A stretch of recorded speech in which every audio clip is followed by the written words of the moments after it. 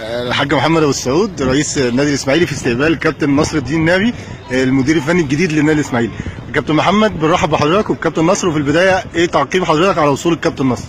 طبعا دي تجربه جديده وانا متعشم خير ان شاء الله، وهو ان شاء الله هيعمل نتائج كويسه وهيعمل تاريخ طبعا للمدربين التوانسه داخل مصر، وان شاء الله متعشمين خير في التجربه ان شاء الله. احنا سمعنا طبعا ان الكابتن نصر اتنازل عن جزء كبير من مرتبه، اتنازل عن كل حاجه، وكان بياخد اكتر من كده عشان حبا في الاسماعيلي. اتنازل عن كل حاجه والله. هو ما اتكلمش في فلوس خالص، هو قال انا عايز اخد التجربه، وان شاء الله احنا نقدر مع بعض ان شاء الله باذن الله. كابتن نصر، الحاج محمد رئيس النادي الاسماعيلي في استقبال حضرتك تقول ايه للحاج محمد وتوعد الجمهور والحاج محمد بايه في الفتره القادمه؟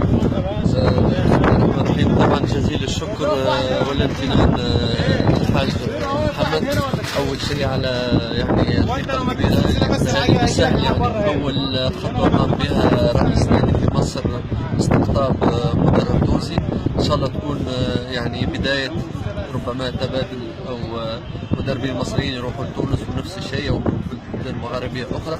فهي خطوه مهمه جدا، يعني الناس ربما ما تشعرش بها، لكن من الناحيه المغاربيه مهمه جدا. كبير الشكر للاستاذ وجميع اعضاء لحضره العميد وجميع اعضاء المجلس. فانا فعلا يعني تقديرات كبيره ان شاء الله بحسن المستوى الاسماعيلي، حتى مرحليا وصلوا الاهداف ان شاء الله اللي تستحقوها مع المجلس. وسعيد جدا حقيقه بتواجدي في مصر، وايضا اسعد لما تصل الارض الاسماعيليه ان شاء الله. ان شاء الله بالتوفيق.